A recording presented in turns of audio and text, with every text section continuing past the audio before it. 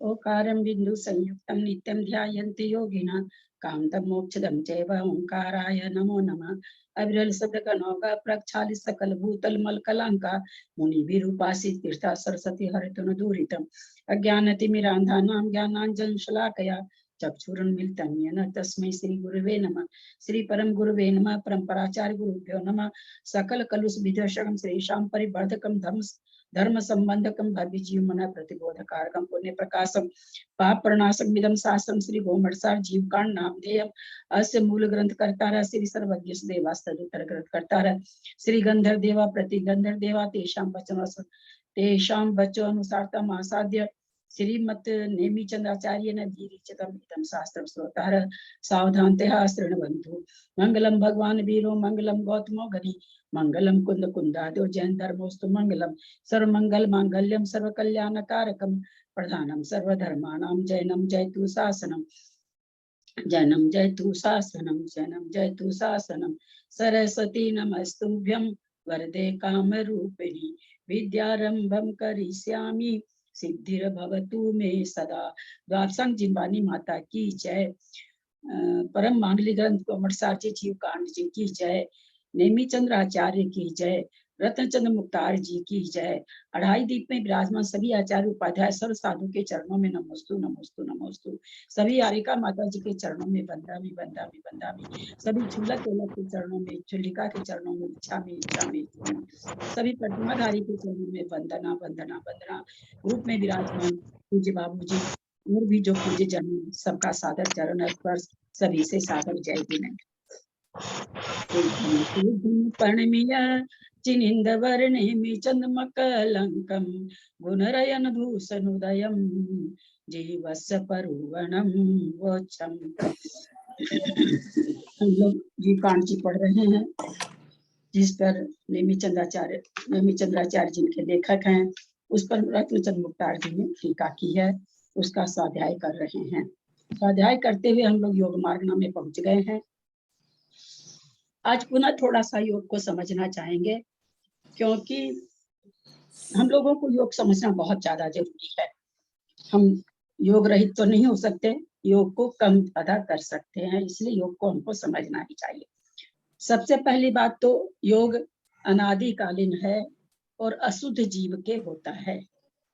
सबसे पहली बात, क्योंकि जब से ये जीव है तब से योग है इसका, चाहे केवल काय योग रहे या काय योग वचन योग रहे या काय योग वचन योग मनोयोग रहे, सब निगोद से निकले हैं, निगोद में काय योग सबको था। तो सबसे पहली बात तो अनादिकालीन है परंतु इसका अंत है। अनादि अनंत वाली चीज नहीं है, अनादिकालीन है लेकिन इसका अंत पाया जाता है। शुद्ध जीव में योग नहीं होता। दूसरी चीज हम लोगों ने समझा था कि पारिणामिक है, छायोपशमिक है, औदिक है। चूंकि भाव भाव होने में कर्म सापेक्ष नहीं है। क्यों नहीं है कर्म सापेक्ष? क्यों बताएं? कोई बता सकते हैं क्या कर्म सापेक्ष क्यों नहीं? किताब से मत लीजिएगा, किताब के सेंटेंस थोड़े से कड़े कड़े हैं, तो हम लोग पूरी भाव भाषा अपनी भाषा में समझेंगे तो हम लोग को हमेशा याद रहेगा। और बहुत सब सरल सरल है और कोई परीक्षा नहीं ली जा रही है, बस पूछा जा रहा है कि पारिणामिक क्यों है, इसको कैसे घटाएं हम। इसको ऐसा कह सकते हैं कि बिना कर्म के उदय के भी योग हो सकता है, इसके लिए वो पारिणामिक है, ऐसा कहना है। कर्मोदय तो बना ही रहता है लेकिन कर्म के उदय से योगों में कुछ ऐसा नहीं होता है जिसके चलते ये कहा जाए। तो चूंकि क्षय उपशम और उपशम के कारण योग हो, सबका कारण उन्होंने बताया था इसमें अपने को, भाई औपशमिक से उत्पन्न होता, तो जब प्रथम उपशम हुआ है तो वहां पर नहीं होना चाहिए था। घातिया कर्मों के नाश से अगर होता है तो 4 कर्म नाश हो गए, तब नहीं होना चाहिए था। तो इस तरह से वहां पर बताए थे। तो सबसे पहले तो पारिणामिक इसलिए है कि जीव की, इसका उत्तर क्या होगा कि जीव के जो प्रदेश है उसमें ये मन वचन काय के प्रदेशों में परिस्पंदन होने की शक्ति पाई जाती है। संसारी जीव के प्रदेशों में, आत्म प्रदेशों में, शरीर के प्रदेश नहीं घटाना है, संसारी जीव के आत्मा के प्रदेशों में परिस्पंदन होने की जो शक्ति पाई जाती है उसी को योग कहते हैं। योग की सबसे, मैंने बहुत कल बहुत गूगल ढूंढा, सब ढूंढ ढांड के खूब इजी वे में मैंने सेंटेंस तैयार किया समझाने के लिए कि हम लोगों को तुरंत समझ में आ जाए वैसी चीज हम लोग, क्योंकि किताब में तो बहुत सारे शब्द ऐसे आते हैं कि शब्दों में उलझ के रह जाते हैं। हमको अपना काम होना चाहिए। तो क्या क्या योग किसको कहा गया? जो संसारी जीव के आत्म प्रदेशों में परिस्पंदन होने की शक्ति है, उसको योग का। मन वचन काय कुछ नहीं लगाना, जिसको काय है उसको काय से हो रहा, जिसको काय वचन उसको काय वचन से हो रहा है, जिसको काय वचन मन उसको तीनों से हो रहा है। तो वास्तव में ये शक्ति की अनादिकालीन शक्ति है, ये उत्पन्न नहीं हुई है। अगर कर्म के कारण रहती तो कर्म जब बढ़ता तो बढ़ती, कर्म के कारण नहीं है। इसलिए कह दिया कि ये जीव की वास्तव में पारिणामिक शक्ति है। ये नहीं होता कि निगोद से उसमें आया तो भाई कर्म, जैसे निगोद के कर्म बद कम होते हैं, हम लोग से कर्म कांड पढ़ रहे हैं, हम लोग बंद उदय सत्व सब चल रहा है अपना। तो ऐसा नहीं है कि भाई निगोद के कर्म बंद रहे हैं तो वहां पर इसके आत्म प्रदेशों में योग की शक्ति नहीं, ऐसा नहीं, यानी कर्म के कारण नहीं है, इसलिए पारिणामिक कह दिया। औदी कह दिया, किसको ये शक्ति पाएगी? शरीर नाम कर्म का जिसके उदय होगा उसी को पाई जाएगी। शरीर नाम कर्म का, बिना शरीर के, क्योंकि एक एक योग भी अगर घटेगा तो शरीर से ही घटेगा, चाहे वो कारमान काय योग हो। कारमान काय योग में 3 शरीर नहीं है, लेकिन कारमान काय है तो विग्रह गति में भी योग हो रहा है। तो शरीर नाम कर्म के उदय के बिना ये नहीं हो सकता, योग नहीं हो सकता, इसलिए इसको औदैक भाव कह दिया गया। छायोपशमिक भाव क्यों कह दिया गया? विर्यांतराय कर्म के छयोपशम से योग शक्ति बढ़ती है, योग शक्ति कम होती है, इसलिए इसको छायोपशमिक। ये हम लोग समझ रहे हैं द्रव्य योग। ये जो तीनों परिभाषा आई अपनी किस चीज परिप्रेक्ष्य में आई? द्रव्य योग के बारे में। लेकिन भाव योग यहाँ आचार्य क्या घटा रहे हैं कि आत्म प्रदेशों में जो परिस्पंदन होने की शक्ति है, या कर्म ग्रहण करने की जो शक्ति है, परिस्पंदन होने की शक्ति तो है ही है, वो तो सिद्धों में भी है, लेकिन कर्म ग्रहण करने की जो शक्ति है उसको भाव योग कहते हैं। परिस्पंदन को नहीं घटा के क्या घटाया जा रहा है? जीव के आत्म प्रदेशों में, बहुत धीरे बोल रही हूँ, लिख लीजिएगा, क्योंकि बहुत ढूंढ के मैंने ये सारी चीज निकाली है, आपको आसानी से मिलेगी नहीं। आप लोग सोचते हो वहां देख लेंगे, जैनेन्द्र सिद्धांत कोश खोला, मेरे पास ग्रंथ तो है नहीं, खोलती रहती हूँ जहां तहां से। जीव के क्या बोलते हैं, सारी जीव के जो समस्त प्रदेशों में पाए जाने वाली, पूरा परिभाषा ये बोल रहे हैं, इसको शॉर्ट में और कर देंगे। कर्म पाए जाने वाली कर्मों के ग्रहण शक्ति, कर्मों में ग्रहण करने की कारणभूत शक्ति को योग कहते हैं, भाव योग कहते हैं। एक बार वापस बोलिए ना प्लीज। बताओ, मैं कई बार बोलूंगी, 1 मिनट। योग और भाव योग में पहले तो द्रव्य योग हम लोग सब समझते हैं, कर्म आते हैं उसको द्रव्य योग कहते हैं, वहां कहीं कुछ भी अपने को नहीं समझना, अपने को योग और भाव योग समझना है। ये दो जो योग भी समझ में आता, भाव योग तो नहीं समझ में आता। तो पहले तो आत्मा के प्रदेशों में जो परिस्पंदन होने की शक्ति है वो योग है, सीधा सा। आत्मा के, संसारी जीव इसमें रखिएगा, ये मत ले लीजिए, सिद्धों को नहीं ले लीजिए, क्योंकि पहले ही हम ये चीज बता दिए कि अनादिकालीन है और संसारी जीवों में, अशुद्ध जीवों में पाई जाती है, अशुद्ध जीवों में पाई जाती है। तो जो आत्मा के प्रदेशों में जो परिस्पंदन करने की शक्ति है, उसका नाम योग है। अगर आत्मा के परिस्पंदन नहीं करे तो कर्माश्रव नहीं होगा, कर्माश्रव नहीं होगा तो योग नहीं घटेगा। तो एक तो ये हो गया योग की परिभाषा। अब भाव योग किसे कहते हैं? तो कहा गया कि संसारी जीव की जो समस्त प्रदेशों में, संसारी जीव के जो समस्त प्रदेशों में रहने वाली कर्मों के ग्रहण करने में कारणभूत शक्ति है, वह भाव योग है। मैं पुनः बोलती हूँ, संसारी जीव के जो समस्त प्रदेशों में रहने वाली कर्मों के ग्रहण करने में कारणभूत शक्ति है, वह भाव योग है। अब जाकर के थोड़ा सा इस परिभाषा से मेरे को थोड़ा संतोष मिला। इसमें परिस्पंदन अलग हो गया और योग अलग, भाव योग अलग हो गया। पहले जो पढ़ रहे थे तो ऐसे लगता था मतलब योग को अभाव योग को एक घटा रहे हैं। ये थोड़ा सा जाकर के हुआ कि हो क्या रहा है, द्रव्य योग से भाव योग, भाव योग से द्रव्य योग। तो परिस्पंदन करने की शक्ति है, परिस्पंदित होता है तो हम चेष्टा करते हैं, चाहे काय से करते हैं, चाहे वचन से करते हैं, चाहे मन से करते हैं, चेष्टा करते हैं, चेष्टा करते तो हमको द्रव्य योग हो जाता है। तो इस तरह से हम इसको खूब बढ़िया से समझें। दीदी एक क्वेश्चन था कि दोनों में ही है ना, आपने है ना जो बताया है वो शक्ति को बताया है, तो हाँ, यदि शक्ति भाव को- योग में स्पंदन नहीं होगा तो भाव योग कैसे होगा? थोड़ा तो स्पंदन होएगा ही ना। कारणभूत शक्ति, चूंकि भाव भी है, सो आपका ये क्या उसको कहें, अमूर्तिक टाइप की चीज हो गई ना, अमूर्तिक हो गया ना भाव भी। शक्ति भी अमूर्तिक है। हमने कल तो आप लोग शायद नहीं ज्वाइन की थी क्या?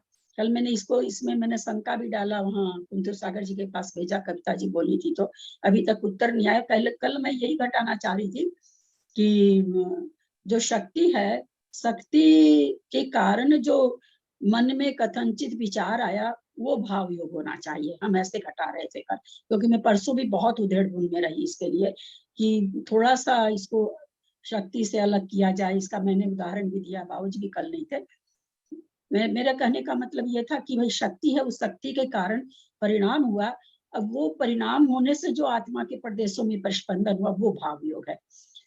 तो हमने कहा कि भाई कारण और कार्य को, जैसे परिस्पंदन कारण है, योग होने में परिस्पंदन कारण है, और जो योग हुआ वो हो गया कार्य। तो परिस्पंदन वास्तव में कारण है और योग होना कार्य है। इस तरह से हम कार्य और कारण की व्यवस्था इसमें बैठा रहे थे, जो थोड़ी थोड़ी बैठ भी रही है। फिर इसका उदाहरण से हमने ये दिया था कल कि जैसे हम कहें कि भाई देवदत्त का ज्ञान का क्षयोपशम बहुत अच्छा है, देवदत्त का ज्ञान का क्षयोपशम बहुत अच्छा है। तो नहीं, देवदत्त का ज्ञान बहुत अच्छा है, तो कोई कहता भाई इनका क्षयोपशम बहुत बढ़िया है। तो क्षयोपशम तो कारण हुआ, उसका फल क्या हुआ, कार्य क्या हुआ, ज्ञान होना। क्षयोपशम तो कारण हुआ ज्ञान होने में, और ज्ञान उसका कार्य हुआ। तो यद्यपि हम लोग बोलचाल की भाषा में यही कहते हैं इनका क्षयोपशम बहुत अच्छा है, इनका क्षयोपशम, तो कारण में कार्य का उपचार करके बहुत जगह बोला जाता है, कारण में कार्य का उपचार बहुत जगह किया जाता है। तो हमने विकास भैया को भी भेजा था सारा लिख करके। भैया का कहना था कि यहाँ उपचार वाली कोई बात नहीं है, इसी तरह से अर्थ की सिद्धि की गई है। उन्होंने ऐसा उत्तर देके भेजा, कल क्लास चल रही थी तभी उनका उत्तर आ गया था कि इसी तरह अर्थ की सिद्धि की गई है। फिर मैंने यहाँ कुंतु सागर जी को भी भेजा ये चिंतन कि भाई ये चिंतन ठीक है क्या, कि परिस्पंदन होना, मतलब शक्ति को हम योग कैसे घटाएं, मेरा ये प्रश्न था कि शक्ति तो शक्ति है। तो यहाँ पर फिर कल और मैंने खूब उड़ेला, खूब इधर उधर हाथ पांव मारती रही। फिर मैं ये यहाँ पर इसलिए ये योग बाद में मेरे जो समझ में आया कि इसलिए भाव योग घट जाएगा कि ये संसारी जीव में ही पाई जाती है। ये जो योग वाली शक्ति, योग जो पाया जा रहा है वो संसारी जीव में ही पाया जाता है। इससे संसारी जीव के आत्मा के परिस्पंदन रूप जो शक्ति है वो भाव योग घट जाएगा। सिद्धों में नहीं घटेगा, परिस्पंदन वहां भी आत्मा के प्रदेशों में, लेकिन मन वचन काय के कारण नहीं है। तब हमको लगा कि क्योंकि जनरल सिद्धांत कोश में भी खोजा तो उसमें अभी जो आप लोग को हम परिभाषा बोले वही परिभाषा निकली। तो लगा कि क्योंकि बार बार ये कह रहे हैं कि अनादिकालीन है और अशुद्ध जीव में ही पाया जाता है योग, शुद्ध जीव में पाया नहीं जाता। तो उस हिसाब से ये जो शक्ति है उसी को फिर, क्योंकि भाव क्या है, आत्मा का, वास्तविक आत्मा का परिणाम है। भाव क्या है, आत्मा का परिणाम है। अब परिस्पंदन शक्ति क्या है, वो भी आत्मा की शक्ति है। तो इसलिए यहाँ शक्ति को भाव योग घटा दिया गया है। और इस तरह से चिंतन करने पर मेरे को थोड़ा सा संतोष मिल गया मन में कि हाँ ये घट रहा है। जो मंजू जी बोल रही वो चीज मैंने भी घटाई कि शक्ति को योग कैसे, बहुत कंफ्यूजिंग, बहुत बड़े बड़े मैंने मैसेज भी डाले, विकास भैया को बहुत बड़ा बड़ा मैसेज डाला मैंने, पूरा देवदत्त का उदाहरण दे करके सब कुछ। पर बाद में और भी ग्रंथों को भी मैंने देखा, तो फिर यही समझ में आया कि इसी कारण से संसारी जीव की जो परिस्पंदन ग्रहण करने, कर्म प्रदेशों की ग्रहण करने की जो शक्ति है वही भाव योग घट जाएगा। इस तरह से हम लोग योग को आज दीदी मैं एक मिनट बोलो, दीदी पूछो। हाँ बोलिए। हाँ, प्रणाम करती हूँ दीदी। इन्होंने जो योग मार्गण अधिकार के शुरुआत में ही योग का लक्षण बताते हुए जो गाथा लिखी है ना, उसमें भी उन्होंने एक जीवत सजा हो सकती कम्मागम कारणम योगो। तो हाँ ये यहाँ ठीक तो है ना, परंतु यही आया ना, यही तो आया ना, मन वचन काया से युक्त यानी संसारी जीव। हाँ, इसीलिए तो वही बोल रही थी, मन वो वचन कहते काय हैं ना, युक्त से लिखने से संसारी जी हो गए। और फिर संसारी उन्होंने वो जीव। भी दिया कि पुद्गल विपाकी नाम कर्म के उदय से, यानी ये सब संसारी जीव ही हो गए ना। पुद्गल भी बाकी शरीर नाम कर्म के उदय से, हाँ, क्योंकि शरीर वो तो होना पुद्गल ही विवाही होना है। देहोदय न। जी जी जी बिल्कुल। नहीं वो तो यहाँ पर योग घटाए, योग तो घट ही रहा है, हाँ। योग में थोड़ी कोई कंफ्यूजन था, योग तो घट ही रहा है, भाव योग नहीं घट रहा था इसमें मेरे से। मैं वो मानने के लिए तैयार नहीं हो पा रही थी किसी योग को भाव योग कह दे। लेकिन ये जो इसमें जब आया ना कि भाई कर्म ग्रहण करने की शक्ति, ये क्या है, कर्म ग्रहण करने की शक्ति है, चूंकि ग्रहण करने की शक्ति इसलिए भाव योग हो रहा है, और भाव योग से फिर वो कर्म चेष्टा कर रहा है तो कर्म आ जा रहे हैं। तो और फिर ये एक चीज ये आ गई कि भाई अनादिकालीन है, शुद्ध जीव में होता नहीं है। तब फिर लगा कि हाँ भाव योग, इसको योग, योग तो चल, योग इन्होंने यहाँ योग लिखा, योग तो चल, भाव योग तो यहाँ अपने इस ग्रंथ में भाव योग तो मुक्तार जी ने घटा के बताया ही नहीं, कहीं भी नाम ही नहीं आया भाव योग का, तो आया ही यानी नहीं इसको पूरा। दीदी अपन ऐसा समझे दीदी कि जो कर्म ग्रहण करने की शक्ति है वो भाव योग, और जो हाँ ग्रहण हो रहे हैं वो द्रव्य योग, ऐसा समझे। वही है, वो तो द्रव्य ग्रहण कर रहे हैं, द्रव्य योग, वो तो अपने को एकदम समझ में आता ही है। पर यहाँ जी। योग को भाव योग घटाया है, आत्मा के प्रदेशों में जो कर्म ग्रहण करने की शक्ति है वो भाव योग है। प्रणाम। तो इस तरह से दीदी, हम लोगों ने योग को जितना आत्मा में जो स्पंदन की शक्ति है वो भाव योग, और जो स्पंदन होता है वो द्रव्य योग, ऐसे भी कह सकते हैं क्या? स्पर्शन से जो आपने ये किया शक्ति है, जो स्पंदन की जो शक्ति है वो भाव योग। स्पंदन की शक्ति तो हो गई भाव योग, और फिर उस शक्ति के कारण आपने चेष्टा की।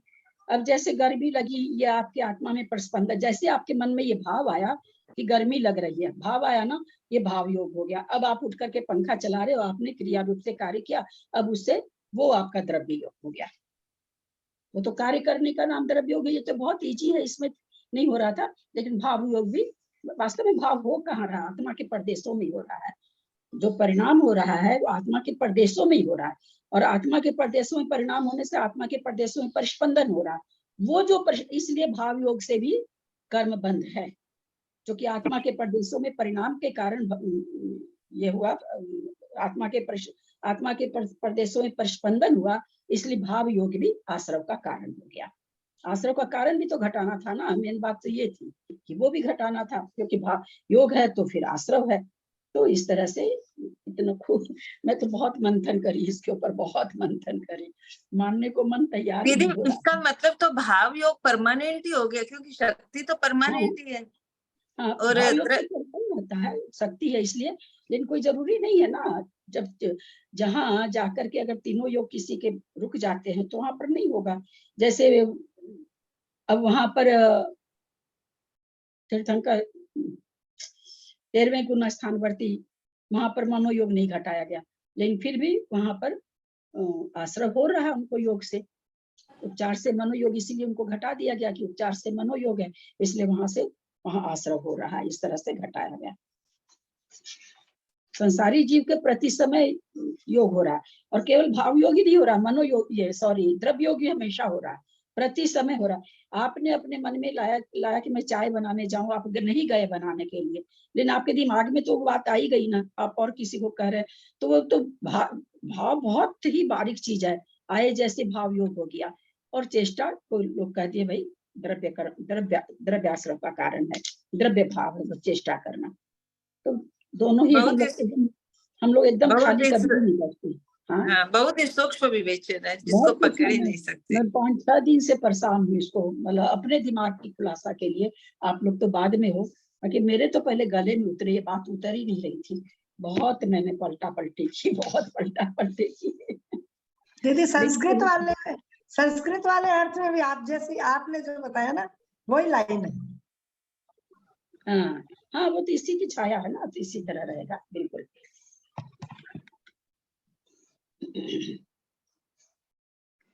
गाथा शायद 222 होगी ना, 10 प्रकार के सत्य आ रहे हैं।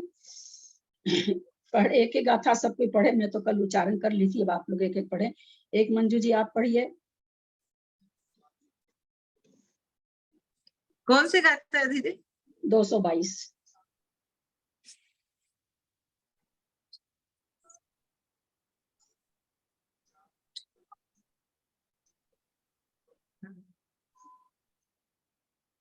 जनवद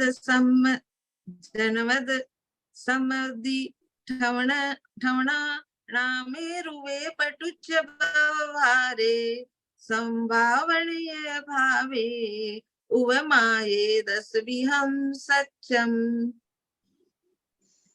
कुसुम के बारे में है क्या किताब? कुसुम जैन बेंगलोर किताब है, ग्रंथ है तुम्हारे पास? नहीं है किताब? नहीं, ये किताब नहीं, मेरे पास बुक नहीं है जय जी, मेरे पास बुक नहीं है। अनीता 223 पढ़ो।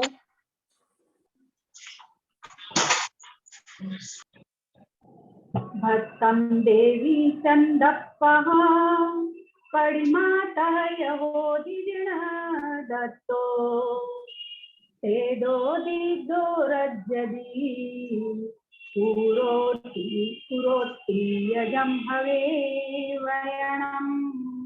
सुनीता जी दिल्ली। प्रणाम दीदी।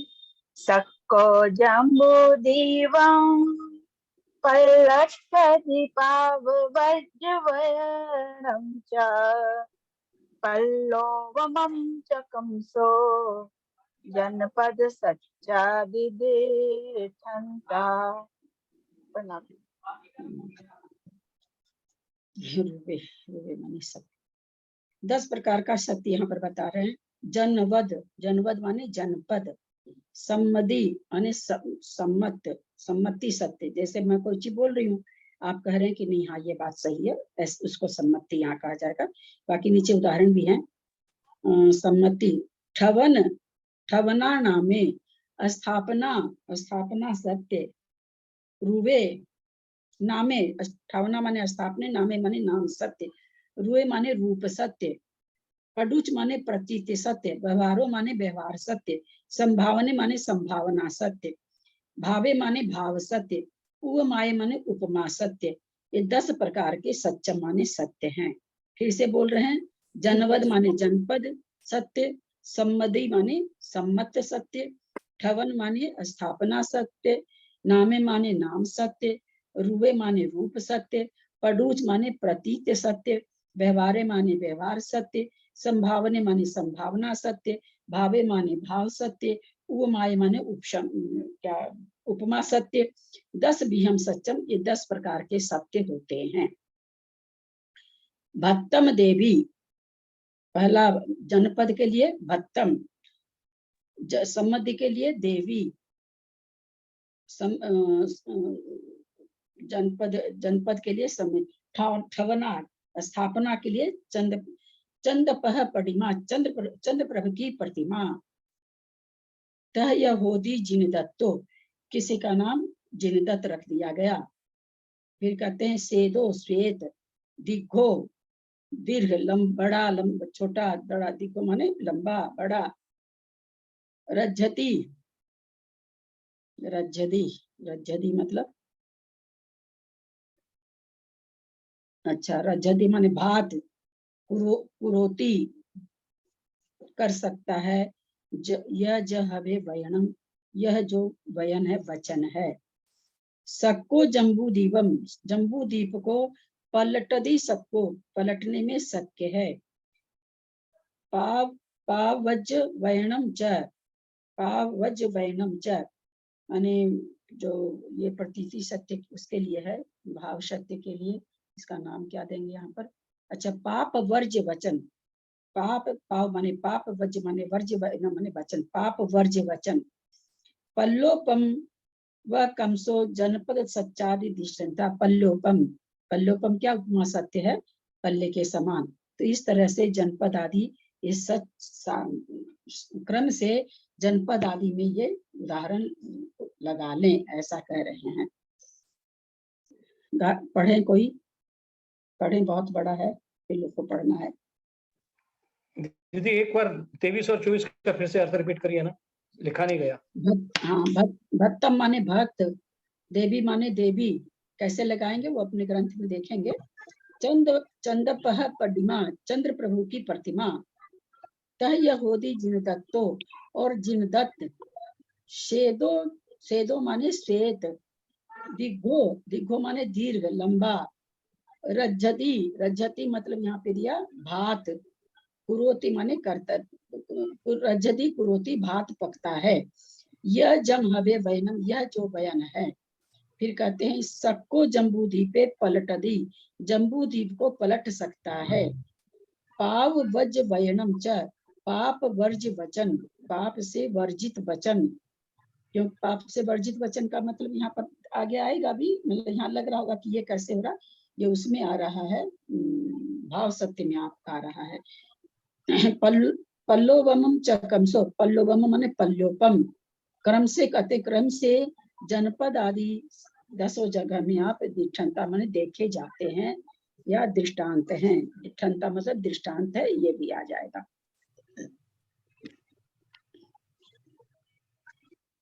जनपद सत्य, सम्मति सत्य, स्थापना सत्य, नाम सत्य, रूप सत्य, प्रतीत्य सत्य, व्यवहार सत्य, संभावना सत्य, भाव सत्य, उपमा सत्य। यह 10 प्रकार का सत्य है। जैसे भक्त, देवी, श्री चंद्र प्रभु प्रतिमा, जिनदत्त, श्वेत, लंबा बड़ा, भात पकता है, इंद्र जम्बूद्वीप को उल्टा कर सकता है, पाप वर्ज्य वचन, पल्योपम, ये क्रम से जनपद सत्य आदि के दृष्टांत हैं। विशेषार्थ, जिस देश में जो शब्द रूढ़ हो रहा है या प्रवृत्ति में आ रहा है वह जनपद सत्य है। जैसे ओदन को महाराष्ट्र में भातु कहते हैं, आंध्र प्रदेश में वंटक या मुकुडू कहते हैं, कर्नाटक देश में कुलू कहते हैं, द्रविड़ देश में चोरू कहते हैं। इस प्रकार ओदन भिन्न भिन्न देशों में भिन्न भिन्न नामों से कहा जाता है। जिस देश में ओदन जिस नाम से कहा जाता है उस देश में वह शब्द जनपद सत्य है। दूसरा, समवृत्ति अर्थात कल्पना और सम्मति अर्थात बहुत मनुष्य उसी प्रकार मानते हैं अथवा सर्व देश में समान रूप से रूढ़ नाम समवृत्ति सत्य है। इसी को सम्मति सत्य भी कहते हैं। जैसे पटरानी के अतिरिक्त अन्य महिलाओं को देवी कहना, एक वस्तु में अन्य वस्तु की स्थापना करके उसे मुख्य वस्तु के नाम से कहना स्थापना सत्य है। जैसे कि चंद्रप्रभ तीर्थंकर की प्रतिमा को भी कोशी चंद्रप्रभ कहना, अन्य अपेक्षा रहित मात्र व्यवहार के लिए किसी का नाम रखना। जैसे मात्र व्यवहार के लिए किसी व्यक्ति का नाम जिनदत्त रख देना, यद्यपि वह जिन के द्वारा दिया हुआ नहीं है, तथापि मात्र व्यवहार के लिए जिनदत्त कहा जाता है। यद्यपि पुद्गल में अनेक गुण हैं, तथापि रूप की मुख्यता से कहना रूप सत्य है। जैसे मनुष्य में स्पर्श, रस, गंध, वर्ण आदि अनेक गुण विद्यमान है, तथापि गोरा रूप होने के कारण गोरा मनुष्य कहना, इसमें वर्ण गुण की मुख्यता है, अन्य गुण गौण है, यह रूप सत्य है। छठा, अन्य वस्तु की अपेक्षा से विवक्षित वस्तु को हीन या अधिक कहना यह प्रतीत्य सत्य है। इसको अपेक्षित सत्य भी कहा जाता है। जैसे यह दीर्घ है सो हर्ष्व की अपेक्षा दीर्घ कहा गया है, यद्यपि उसमें भी दीर्घ की अपेक्षा वह लघु भी है, परंतु उसकी विवक्षा नहीं है।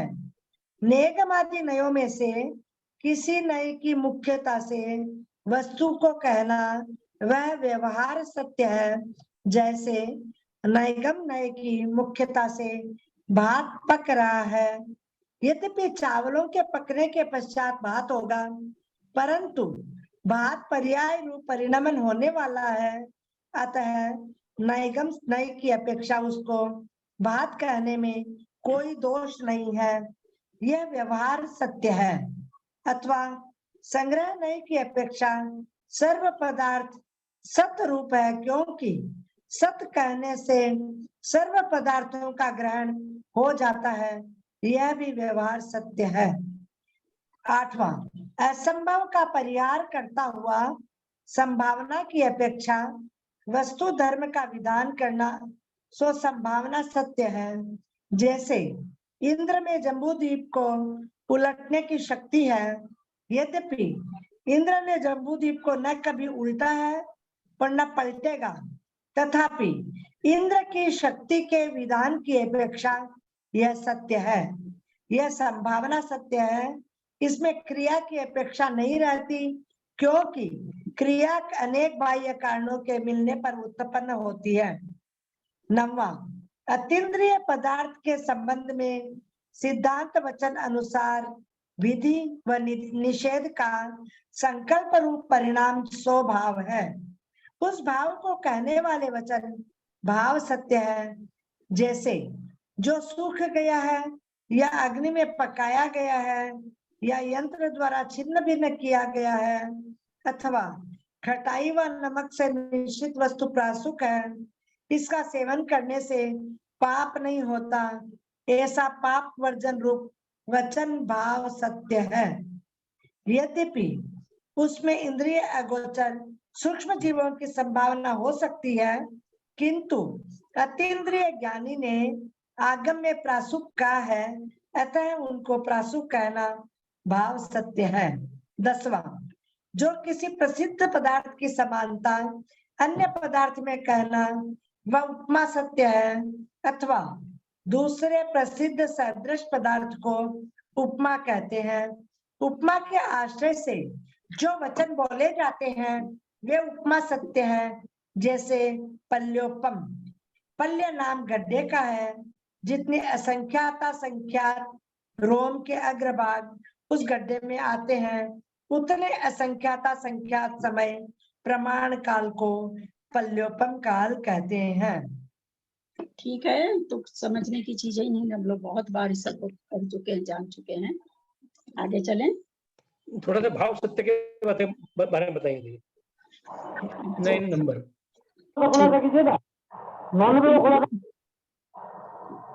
यहाँ ये भाव सत्य में ये चीज घटाए हैं कि जैसे हमने भगवान की जिनेंद्र वचन से जाना कि भाई छिन्न भिन्न कर दिया गया है या सूख गया, अथवा अग्नि में हम किसी चीज को पका लिए तो उसमें अब जीवों की उत्पत्ति नहीं होती, जीव नहीं पाए जाते। यद्यपि कहते हैं सूक्ष्म जीव, सूक्ष्म काय के जीव वहां पाए जा सकते हैं, लेकिन फिर भी क्या कह रहे हैं कि इसका सेवन करने, हमें पता चल गया इसका सेवन करने से पाप नहीं होता, तो ये ऐसा पाप वर्जन रूप वचन भाव सत्य। यद्यपि उसमें इंद्रिय गोचर सूक्ष्म जीवों की संभावना हो सकती है, किंतु अतीन्द्रिय ज्ञानी ने आगम में प्रासुक कहा है, अतः उनको प्रासुक कहना भाव सत्य है। तो भाव से वो सत्य, क्योंकि वो उसमें बादर जीव नहीं पाए जाते, सूक्ष्म जीव पाए जा रहे, सूक्ष्म जीवों की तो हिंसा कोई कर ही नहीं सकता है ना। लेकिन वहां पर कहा क्या गया कि भाई हिंसा जीव रहित हो गए, वास्तव में तो वो जीव रहित नहीं हुए, लेकिन वहां पर कह रहे प्रतीत सत्य। भाव सत्य क्या है? प्रतीत नहीं, भाव सत्य क्या कि भाई जीवों की हिंसा हमको नहीं करना, और हम बादर जीवों की हिंसा कर सकते हैं, सूक्ष्म भी नहीं कर सकते हैं। तो ऐसे जगह में यद्यपि सूक्ष्म जीव वहां पर होते हुए भी क्योंकि जिनेंद्र वचन के द्वारा जाना गया, तो ये भाव सत्य है कि हमारा, हम उस चीज को जो खा रहे हैं तो हम हिंसा नहीं कर रहे हैं, हमारे अंदर ये भाव आ रहा है, उसको भाव सत्य। और हम भाव सत्य में मतलब हो सकता है हम गलत हो, मतलब हम ये नहीं कहेंगे कि आप लोग मेरी बात पर यकीन करिए, करें तो बहुत अच्छा, नहीं करें तो बहुत अच्छा। मेरे को कभी कभी ऐसा भी लगता है कि जैसे मान लीजिए कि कोई ऐसी घर में कोई बात हो जिसमें मतलब जैसे भाई मान लो कोई कहे कि भाई आधी घंटा देर तुमको कैसे लगी, घर में आने पर मान लीजिए बेटा ही उखड़ गया, मुझे तो ऑफिस जाना था, आधा घंटा देर कैसे लगी। अब अगर हम बोले कि आधा घंटा पूजा ज्यादा किए तो ज्यादा गुस्सा हो सकता है, हम कह सकते भाई बहुत भीड़ थी, आने में देर हो गई। तो वहां हमारा भाव क्या था कि बच्चे को क्रोध नहीं आए, वहां ये भाव नहीं था कि हम झूठ बोलें, बच्चे को क्रोध आएगा, कुछ और बोलेगा, आपको तो पूजा की पड़ी रहती है, घर देखना चाहिए, पूजा है, जो भी 4 बात बोलेगा, उसको अन्यथा पाप लगेगा। तो मेरा, चूंकि ये जो सत्य है, ये सत्य तो अपनी जगह है, ये सत्य हम लोगों के लिए कितनी बार काम आता है, पर पता नहीं क्यों मुझे भाव सत्य इन बातों में ज्यादा मतलब बहुत ही प्रॉपर लगता है कि हम उस समय, यद्यपि हमने झूठ कहा, रास्ते में मुझे भीड़ नहीं मिली थी, मैंने पूजा ज्यादा की तो मेरा समय ज्यादा लगा, लेकिन शायद ये बात बोलने से घर में संकलेश हो सकता था, तो मैंने कह दिया। तो ऐसी बात, जिस बात को बोलने से किसी को हानि भी नहीं हुई और घर में झगड़ा भी नहीं बढ़ा, जिस बात को, ऐसा नहीं कि मैंने भीड़ बोल दी तो किसी को ऊपर जाके मेरा बेटा गया और किसी से झगड़ा करने लगा, तुम इतना भीड़ करके कैसे रखे थे, सो बात तो है नहीं, वो तो किसी पे दोष तो आया ही नहीं।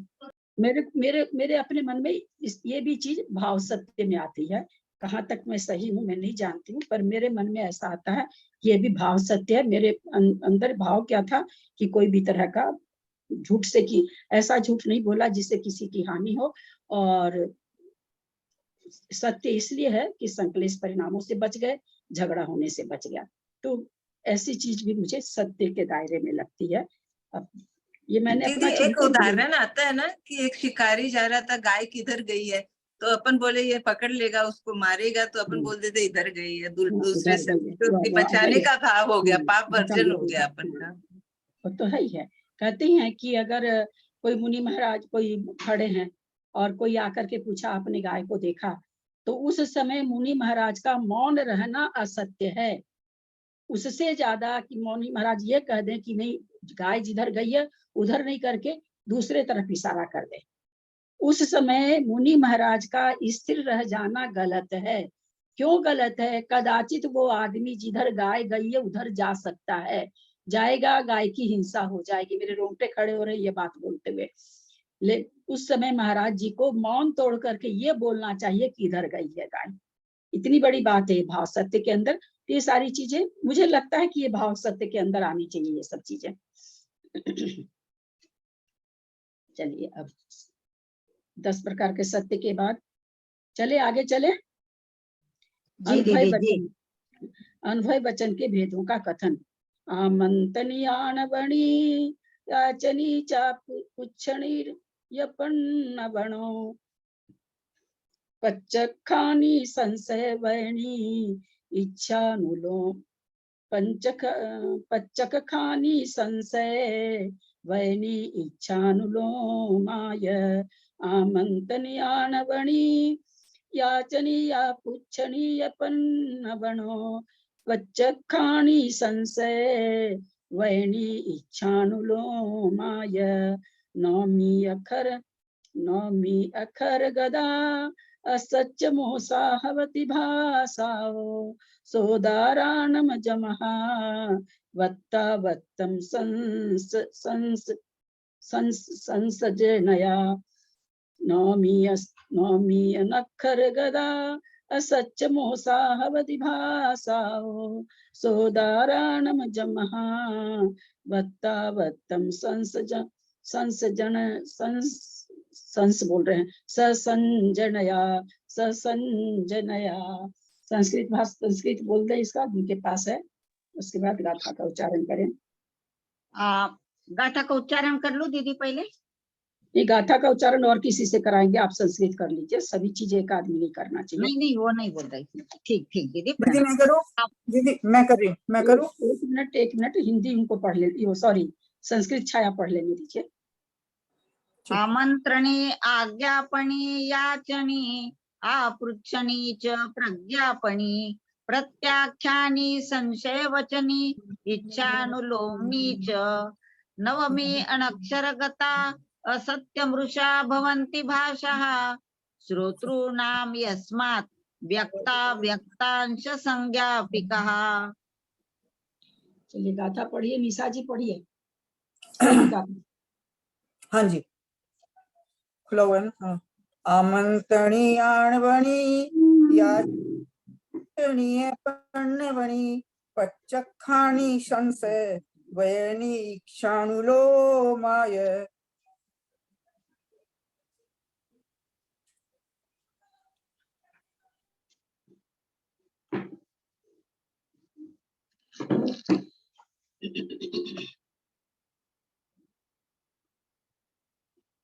जयश्री जी पढ़िएगा था 226।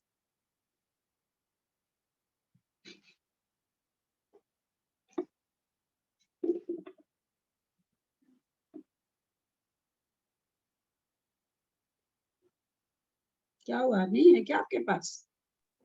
मैं पढ़ूंगा अभी। पढ़िए पढ़िए, आप पढ़िए।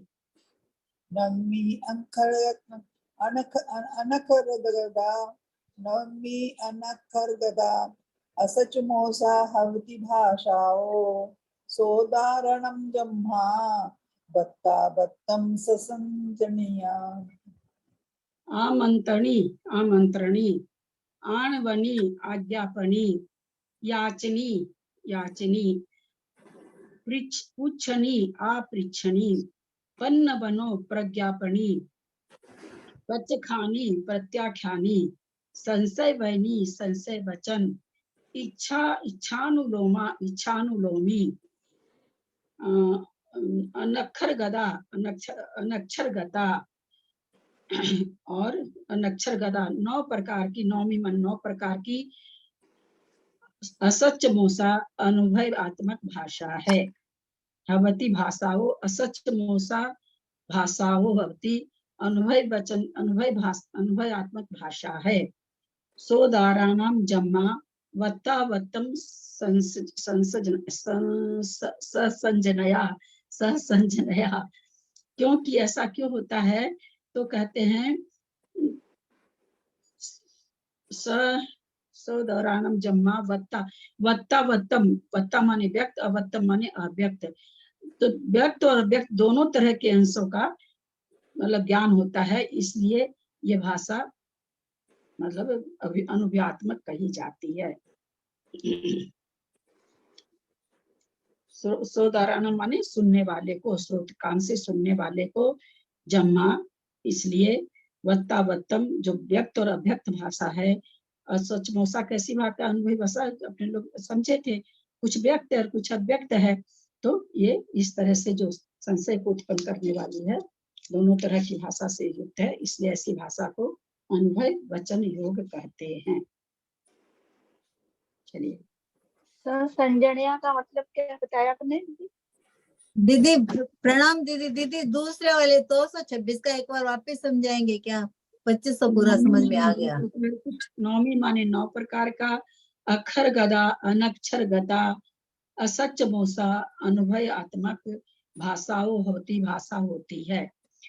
जमा माने क्योंकि, सोदाराणाम सुनने वाले को, वत्तावत्तम व्यक्त और अव्यक्त, ससंजनया दोनों ही, अच्छा संशय यहाँ नहीं घटेगा, संसज, संसज माने अंश होगा, स जोड़ अंश, संसज अंश सहित दोनों। देखें इसमें क्या लिखे, क्योंकि सुनने वाले को व्यक्त और अव्यक्त दोनों ही अंशों का ज्ञान होता है।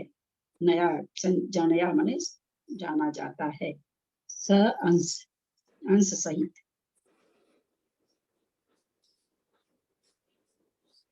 जैसा पंखा चला और चला दीजिए, पढ़िए आगे। दीदी मैं पढ़ूं गाथार। पढ़िए। गाथार आमंत्रणी आज्ञापणी याचनी अपृच्छनी प्रज्ञापनी प्रत्याख्यानी संशय वचनी इच्छानुलोमनी अनक्षरगता ये 9 प्रकार की अनुभवात्मक भाषा है।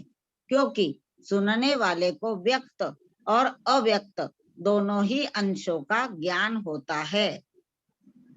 विशेषार्थ, हे देवदत्त यहाँ आओ, इस प्रकार के बुलाने वाले वचन आमंत्रणी भाषा है। यह कार्य करो इत्यादि आज्ञारूप वचन आज्ञापनी भाषा है। यह मुझको दो इत्यादि याचना रूप वचन याचनी भाषा है। यह क्या है इत्यादि प्रश्नात्मक वचन अपृच्छनी भाषा है। मैं क्या करूं इत्यादि सूचनात्मक वचन प्रज्ञापनी भाषा है। मैं यह त्याग करता हूँ ऐसे त्याग या परिहार रूप वचन प्रत्याख्यानी भाषा है। यह वक पंक्ति है या ध्वजा पंक्ति है, इस प्रकार के संशयात्मक वचन संशय वचनी भाषा है। मुझे भी ऐसा ही होना चाहिए, इस प्रकार की इच्छा व्यक्त करने वाले वचन इच्छानुलोमनी भाषा है। द्विइंद्रिय जीवों से लेकर असंगी पंचेंद्रिय तक के जीवों की अनक्षरात्मक भाषा होती है, जो अपनी अपनी समस्या रूप संकेत को व्यक्त करने वाली है। यह नवमी अनक्षरगत भाषा है। यह 9 प्रकार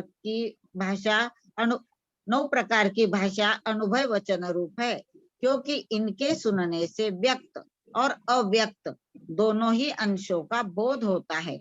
सामान्य अंश व्यक्त होने से ये भाषाएं असत्य भी नहीं, और विशेष अंश व्यक्त न होने से ये सत्य भी नहीं है। क्या कह रहे हैं हे देवदत्त यहाँ आओ, तो ये तो व्यक्त हो गया है ना, सामान्य अंश से तो व्यक्त है कि भाई देवदत्त को बुला रहे हैं, लेकिन ये तो पता ही नहीं चल रहा कि किस लिए बुला रहे हैं। तो विशेष अंश अप्रगट है, तो इसलिए अनुभव हो गया। उसी तरह से इस प्रकार यह कार्य करो, कौन सा यह कार्य करने कहा जा रहा है, ये समझ में आ गया, पर कौन सा कार्य करना है ये इसमें व्यक्त नहीं हुआ। इस सेंटेंस से यह व्यक्त नहीं हुआ कि कौन सा कार्य कह रहे हैं। यह मुझको दो, वो मांग रहे हैं, इसलिए सत्य तो है, लेकिन वो मांग क्या रहे हैं ये पता नहीं चला, इसलिए असत्य सत्य से भी रहित है और असत्य से भी। मुझको दो असत्य से रहित है, ये मुझको दो ये सत्य से रहित है। फिर कहते हैं यह क्या है, ये इस तरह से पूछने में अब मतलब किसी वस्तु की ओर हाथ नहीं करना, ऐसे पूछ लेने लगना यह क्या है, तो ये असत्य से रहित तो है ये, क्योंकि सच में पूछा जा रहा है, लेकिन किसके लिए पूछा जा रहा है यह व्यक्त नहीं है, इसलिए यह सत्य भी नहीं है। मैं क्या करूं, उसी तरह से इसमें हो जाएगा। मैं यह क्या त्याग करते, भाई त्याग कर रहा है ये पता चल गया कि कुछ किसी वस्तु का ये त्याग कर रहे हैं, इसलिए असत्य से तो रहित है ये, लेकिन सत्य से रहित क्यों है कि पता ही नहीं चल रहा क्या चीज का त्याग कर रहे हैं। तो इस तरह से ये इस तरह की भाषा जो सत्य और असत्य दोनों से रहित होती है उसको अनुभव वचन कहते हैं।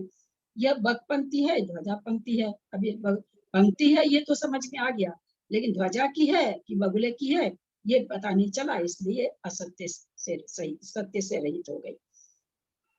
मुझे भी ऐसा ही होना चाहिए। कैसा होना चाहिए भाई बताओ तो सही, किसके जैसा कह रहे हो कि ऐसा ही होना चाहिए।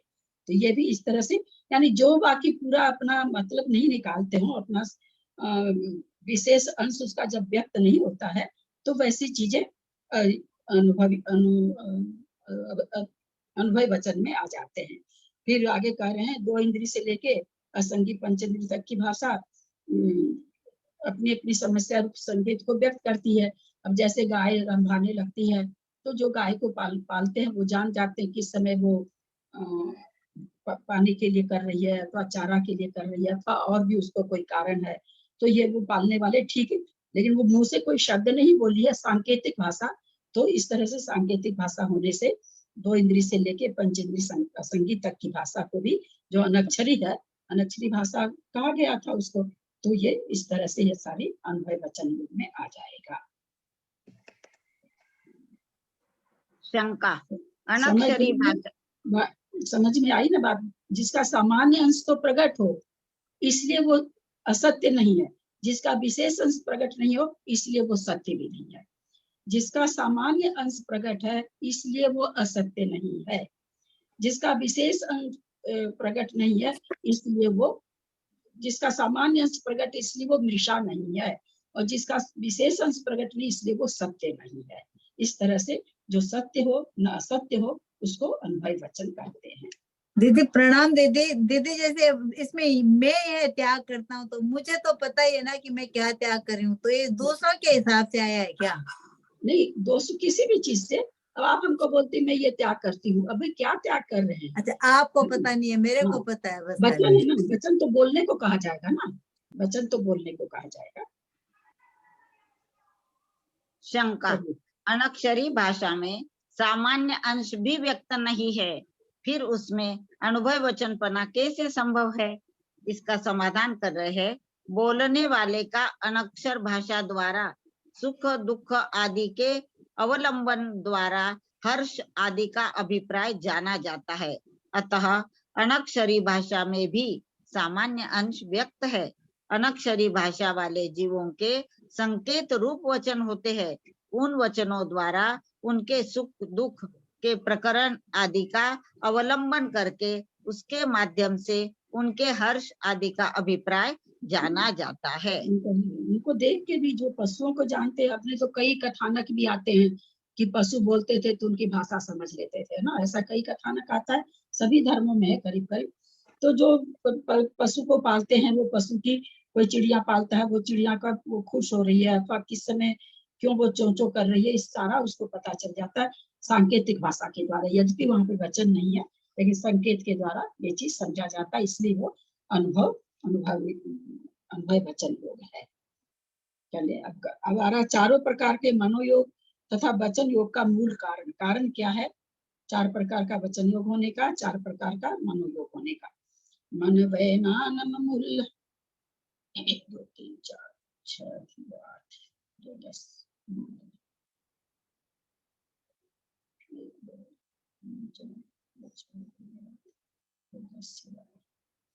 मूलनी तक आएगा दीदी? हाँ, मूलनी तक आएगा ना? तो मूल्य नहीं आएगा नहीं ना, शब्द बिगड़ जाएगा। निमित्त है ना, तो निमित्त तो इधर ही लेना पड़ेगा, वो एक साथ पढ़ना पड़ेगा। ऐसा सेंटेंस ऐसी गाथा है ना, एक साथ पढ़नी पड़ती। मलवैनान मूल निमित्तम खलु पुनदे उद्वोदु मोसुभयानम मूल निमित्तम खलु होदियावरणम मन वैनानमुल बैठ नहीं रहा ना। मन वैनानमुल निमित्तम खलु पूर्ण देह उद्वोदु मोसुभयानमुल निमित्तम खलु होदियावरणम। पढ़िए इस गाथा को। सुमन सेठी जी आप पढ़िए। दूसरे लाइन में तो दीदी आप मूल तक पहुंच गए हैं। दीदी आप मूल तक लेके फिर निमित्तम खलु से लेने से पूरा ओला ही भी बैठ जाएगा। मनवैणाणम मूले निमित्तम खलु पुण्य देह उदयोदु मोसुभयाणम मूले निमित्तम खलु दोधि आवरणम। मूला लेने से थोड़ा सा मात्रा बढ़ रही है, तो दीर्घ मात्रा हो जा रही है। अच्छा आगे मनवैणाणम मूल निमित्तम अक्षर भी नहीं है। मनवैणाणम मूल निमित्तम खलु पुण्य देह उदयोदु मोसुभयाणम मूल निमित्तम खलु होति आवरणम। ऐसे भी बैठा, ऐसे भी ठीक नहीं बैठ रहा। कई बार गाथा में परेशानी आती है। चलिए इसकी संस्कृत छाया पढ़ दें। जी दीदी। मनोवचनयोर्मूल निमित्तं खलु पूर्ण देहोदयस्तु मृषोभयोर्मूल निमित्तं खलु भवत्यावरणम्। मन वयनानम मन वचनानम मन और वचन योग का मूल निमित्त पूर्ण देहो उदयोजु पर्याप्त नामकरण। पूर्ण माने पर्याप्त, देह माने शरीर, यानी पर्याप्त नामकरण और शरीर नामकरण के उदय से मन और वचन का मूल निमित्त कारण है। तो यहाँ पर कौन सा मन वचन है? नीचे से निकलना चाहिए। मोसु भयानम मूल निमित्तम। मोसु माने झूठ, निशा, और मोसु उभयानम और उभय वचन। तो ऊपर फिर अपने आप आ गया ना, नीचे मोसु और उभय आ गया, तो ऊपर आ गया सत्य और अनुभय आ गया। पारिशेष न्याय से अपने आप ही आ गया। तो कहते झूठ और उभय वचन और उभय मन और झूठ वचन और झूठ मन का मूल निमित्त कारण क्या है? उसका आवरण। क्यों झूठ क्यों बोला जाता है? जब हमको हमारे आवरण कर्म का उदय है तो कोई चीज हमको पता नहीं चलता है, इसलिए हम किसी भी चीज को झूठ बोलते हैं। तो मूल कारण क्या है? आवरण कर्म का उदय होना, मूल निमित्त आवरण कर्म का उदय होना। फिर एक बार देखते हैं। मन वैनानम मूल निमित्तम खलु पुण्य देह उदोदु। मन सत्य मनोयोग, सत्य वचन योग, अनुभय वचन योग, अनुभय मनोयोग का मूल निमित्त क्या है?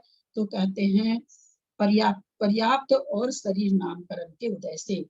पर्याप्त और शरीर नामकरण शरीर नामकरण खाली लगा देते तो क्या हो जाता? पर्याप्त लगाने की क्या जरूरत है? क्यों लगाए पर्याप्त? अपर्याप्त अवस्था भी उसमें ग्रहण हो जाती है ना, इसलिए, क्योंकि अपर्याप्त में वचन तो नहीं रहेंगे ना, ऐसा। वचन तो रहते नहीं है, इसलिए वहां पर पर्याप्त तक लगा दिया गया। बहुत अच्छा। मन की प्रवृत्ति भी नहीं है, वचन की प्रवृत्ति भी नहीं है अपर्याप्त अवस्था में। मोस उभयानम, झूठ और उभय मन के लिए, वचन के लिए निमित्त क्या है? तो आवरण कर्म है। दीदी मुझे थोड़ा ये पूछना है दीदी, जैसे यहाँ पुण्य देह उदो, पुण्य देह उदो यानी पर्याप्ति लिया अपन ने, और दूसरी किताब में पुराण देह उदो, तो पुराण का भी अर्थ इन्होंने पर्याप्ति ही किया, तो ठीक, यानी पूर्ण ऐसा लिया है, पूर्ण। पुराण को इन्होंने पूर्ण कहा है दूसरी बुक में। हम नहीं बता सकते भाई पुराण का, मैं नहीं बता सकती। ठीक। ये खलु का मतलब क्या है? हाँ, खलु खलु खलु का मतलब क्या है? खलु शब्द ऐसे तो निश्चय से होता है इसका मतलब, लेकिन प्राय करके यह शब्द है ना, गाथा का अक्षर पूरा करने के लिए आता है ज्यादा करके, ऐसे निश्चय से, खलु धम्मो निश्चय से। चलिए पढ़िए आगे।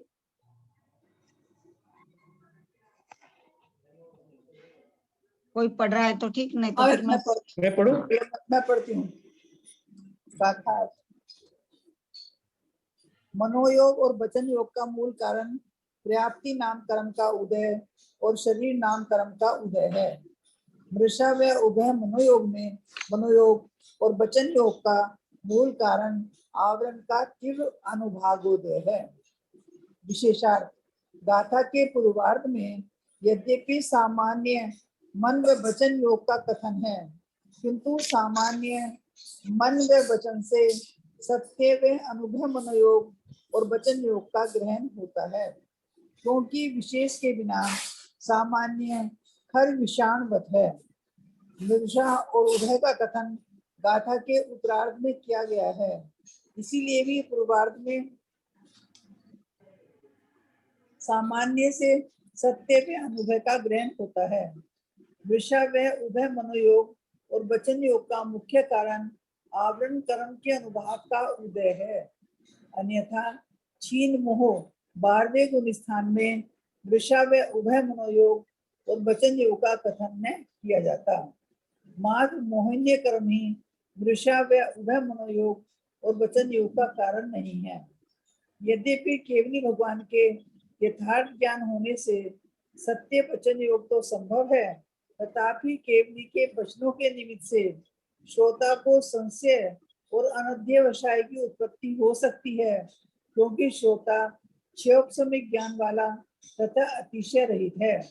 इसलिए केवली के अनुभव वचन योग भी सिद्ध हो जाता है। ठीक है, समय हो गया, इसको समझेंगे कल।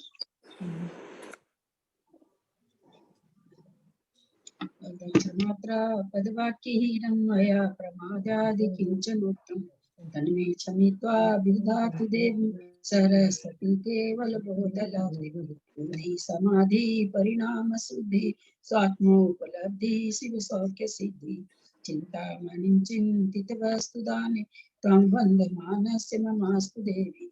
जबानी के ज्ञान ते सुझे लोकालोक सवानी मस्तक करो सदा दे तुम दो। हे जिनवानी भारती तो ही जब दिन रहे, जो तेरा शरणा गए सो पावे सुख चैन। देव भजु अरहंत को गुरु से हो निर्ग्रंथ, दया धर्म पाल सदा ही मोक्ष का फल। वात्संग जिनवानी माता की जय। 9 बार नमोकार।